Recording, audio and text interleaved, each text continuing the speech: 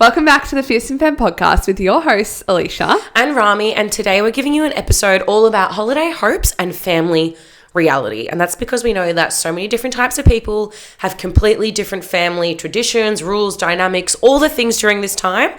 So we're going to touch on those, and Alicia's going to give you how she perceives Christmas, how she does Christmas, all those sorts of fun things, because her story's a lot more fun than mine. A lot different. Yeah.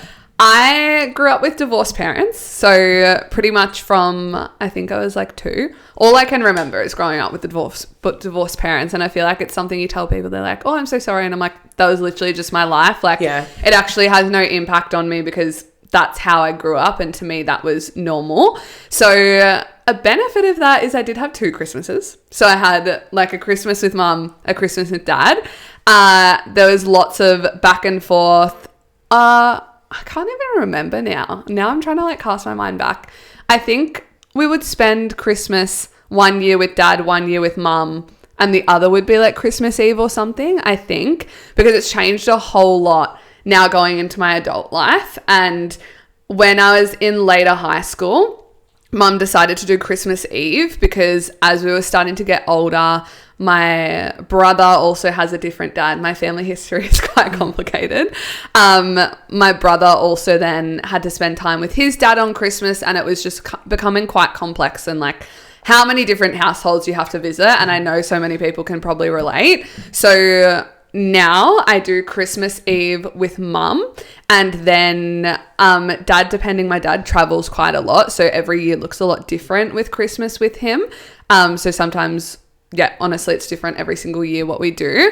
And then I now actually spend Christmas Day with my partner and his family because they are big Christmas people. They do a lunch, and then I was telling Rami this the other day. We do a lunch, you then have dessert, then there's about like 3 or 4 hours, and then you have the leftovers from lunch for dinner, and then you have dessert again. So it's a big day, a lot of food, and a lot of all of that stuff.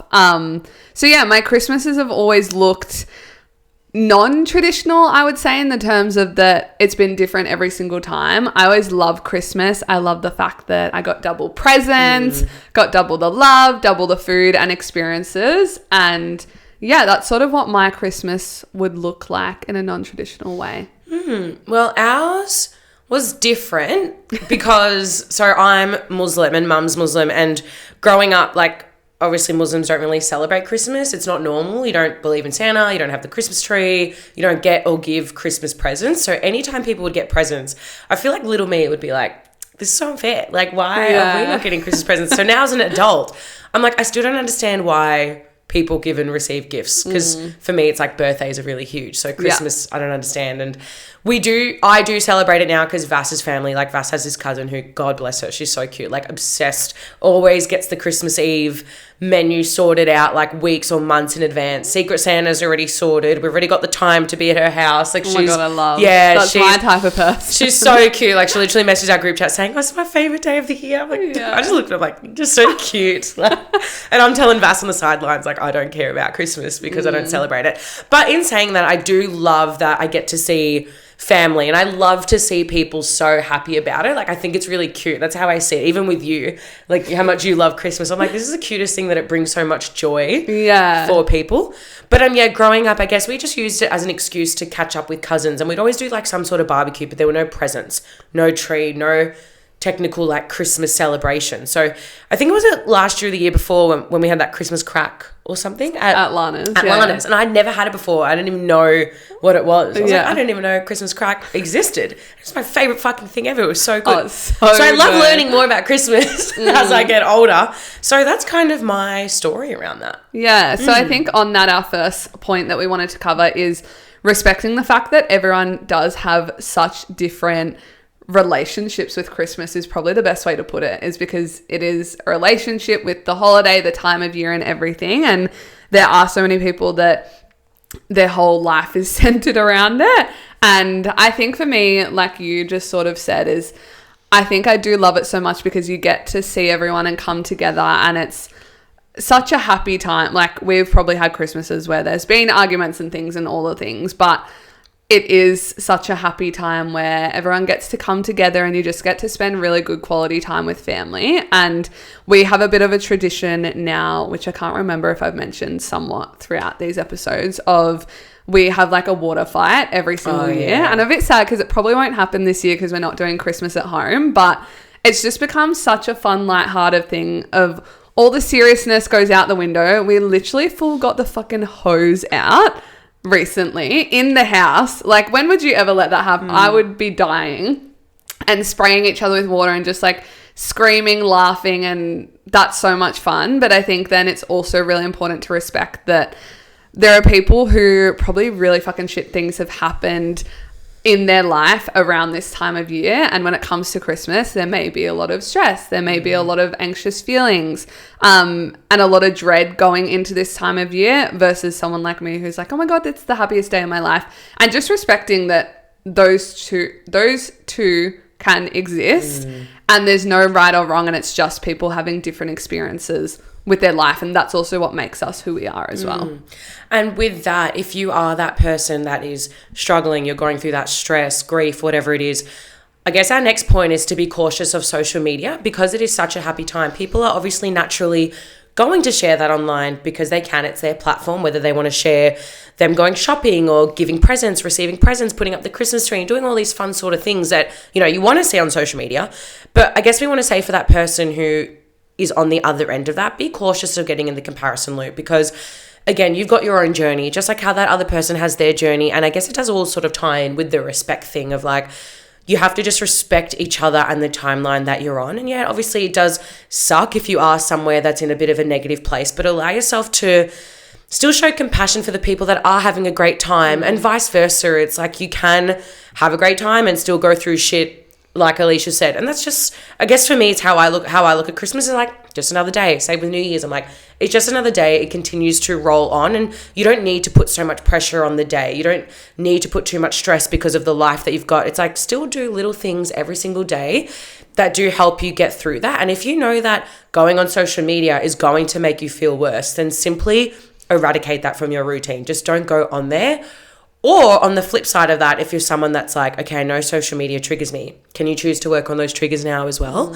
I think that's also a really good point. And we've sort of talked through that throughout these episodes on how to best set yourself up this month. But be cautious of comparing yourself to others, because you don't know what goes on behind the screen. You have no idea if, you know, that person that's putting up their Christmas tree still could have had a really bad morning, but they're choosing to do something really great. Or the person who is giving presents could have really struggled that day, and you just don't know. Like, at the end of the day, we don't know what's going on behind the screen. So again, if you are comparing yourself, don't forget that some people are going to put their favorite parts of their day or that week on social media because they can. Yeah. And I think it's so easy to see all the glitz and the glam, and something that I think I mentioned in one, we've recorded so many episodes, so if I'm repeating myself, apologies, but is the whole present side of things. And when I was younger in high school and everything, I'm so blessed, I firstly want to say, is that not that I never got presents, but you would see people who get iPhones and everything, and it'd be like, a fucking iPhone, like that's thousands of dollars, and there was no way I was ever getting that. Like, we usually do $100 per person, that's what we get. And I think it's so easy to compare, but this person could be getting an iPhone and then have the shittest day ever. You know what I mean? Whereas I could maybe get an $100 gift, be so happy, so grateful, and have the best day ever with my family. So I think the glitz and the glam doesn't always equate, and that's in so many things. Is you see people doing all the successful things and maybe having the most beautiful spread of Christmas food and tree and everything. It doesn't mean that they're actually happy on the inside. And that's what matters, and that's what counts. The next point, I literally just looked at it. I need a refresher, guys. 1 second. Oh, yes. Asking people if they need support and making sure to support people in this time. And whether it's just lighthearted of being like, hey, how are you actually going? Or something I saw someone post on Instagram the other day is just a way to get better at small talk with people, instead of being like, how are you going? Because everyone says good, is what's changed with you since the last time I saw you? And I'm like, whoa, that's actually such a better question of, I really like that. Yeah, it sparks such a more conversation than just how are you? Because I know I even say good, or, you know, you never really give much more than that. Or how you're going financially at the moment, or how, like, actually going deeper with people. Specific. Because you never, unless you ask, no one's probably going to give you the answer. And you need to ask for what you want, in that sense of, if you are trying to support someone and you go, oh, but I asked them how they are. Well, what are you expecting to come from that question almost? So I think just be okay to those people that are close to you, like, hey, I'm here if you need me at the moment. If you do, and this is also a thing of, if you actually have the capacity, is like, don't overstretch yourself for others. But equally, if you have the capacity and you're like, I'm able to help out if you need help with prepping food or wrapping presents or whatever it is, to help take stuff off your load, if you have that capacity to do so, do it and help someone out. Absolutely. And I guess that ties in with our next point, which is no judging, which naturally we always preach not to judge people, because like we said, someone might be really struggling, and if they need support, the last thing we want to do is judge people for not having someone, or not having the money, and not having the time. It's like, people react differently and respond differently during this period. And I think that everybody needs that extra bit of compassion during this time, because we simply do not know what people are going through. Like, someone could really be grieving someone that they lost 10 years ago, or they're grieving their most happiest Christmas memories because they don't have those friends anymore, or they don't have that money with them right now, and they could be silently struggling. And if we're on the back end of that, judging people for it, it's very, very unfair. And we would never, ever, ever promote anything like that. So we really encourage you guys to just show compassion to the people if you think that they're struggling. And like Alicia said, asking them different sorts of questions to maybe get it out of them so that you can help them more. Because it is, regardless if you celebrate Christmas or not, it's such a beautiful time to share it with family, with friends, to reflect and to just treat yourself and just to truly enjoy the holidays. Like, we know so many people in the corporate world get like 1, 2, or maybe even 3 weeks off, and how lucky that you are to get that time off, if you do, to spend it with friends and family, versus, you know, we know that there's shift workers and things like that who work all the way through. So if we could just, you know, have a judgment-free zone and just show so much love and compassion, because everybody's got such a completely different journey, completely different timeline right now. And yeah, I guess really everybody just needs extra love right now. And how great would it be if we could just share that with everyone? Yeah, something you just sparked in me that I literally just thought of, because I used to be a retail worker. Oh, yeah. And Tough time right now. please, in this period, respect that people sometimes make mistakes, and that's okay. And it also give them love and compassion in that sense. And also on the other side, if you're the person who is the retail worker, that if someone snaps at you, they could be so stressed at the moment about money, about the gifts and everything. And that's where that compassion and everything comes in as well, is that remembering, like you just said, this is a time for love. And I think we can sometimes, you know, play into all the stress and all the things that has to all be perfect, and I have to get these gifts and I have to spend this much money, and make it this really big thing, where it's like, the whole idea of Christmas is bringing people together, showing your love for one another. So I think just taking a step back and maybe coming at it with more gratitude and looking at the bigger picture, that like, if you find yourself getting into that tunnel or that hole almost that needs to be this, and this, zoom out. My favorite little thing that we always like to say, zoom out, look at the bigger picture, that like, bring yourself back down to earth of why are you actually doing this? And you'll probably actually take a second to be like, holy fuck, I've strayed from the whole point of Christmas. It's like all those Christmas movies where they're like, all the shit things happen, and it's like, come back to the whole thing that Christmas is about love and giving to other people, and just, having so much compassion. So share the love, spread the love. Absolutely. I feel like I do want to add, because I know we're just talking about retail workers. I guess when we come back to family, there's obviously a lot of people that might be experiencing arguments or fights, or, you know, Christmas comes along and they think, fuck, I haven't spoken to my mum in 2 years, or I haven't spoken to my sibling or my friend or whatever. And I guess we'd like to add, with the showing compassion for randoms and friends, like, show compassion for your loved ones. Like, life is so short, and obviously we don't know your story, we don't know the drama, we don't know the problems that you've experienced, but just ask yourself, is it worth it? Because Christmas and New Year's and this holiday period is a time to truly bring people closer together. And I feel like that can do one of two things. It can amplify the love that you have for your family and your loved ones. And on the other end, it can also amplify the anger or the stress or the bad things that you've got going on with people, because it's supposed to be, I say in quotations, such a happy period. And you think, well, I'm not happy. And that kind of adds to your anger, and then it adds to your resentment. And what you don't realize, it's not all the other people that are doing that, it's you. So it's just really important to check in with your emotions, check in with your feelings. And if you know that showing that compassion or love with someone that you're not speaking to or someone that you're angry at, if you know that that's going to relieve some of that stress or that pressure during this time, just do it. Kill the ego.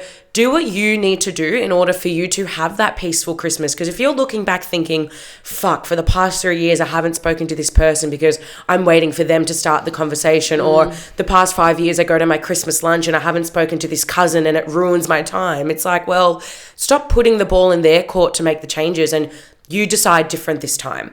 If you know that, yeah, you've got a beautiful fat ego that's stopping you from doing these things. But if you know that you leave that Christmas lunch, you leave that family lunch and you feel like shit, and you know right now you could probably change that this time around, then set yourself up. Set your future self up in a way that you know that you can leave so peacefully. You can leave being like, I don't give a fuck about Auntie Karen's comments this year because I dealt with that. And I feel like we did sort of touch on this with like triggers and stuff in a previous episode, so I'm not going to get into it. But the whole point was like, removing the judgment and showing that compassion, not just for everyone around you and the people that you don't know, but show it for yourself so that you can have the best, most peaceful and the most fun holidays ever, because that's all we want for you guys. Yeah, beautiful. We're going to leave it right there.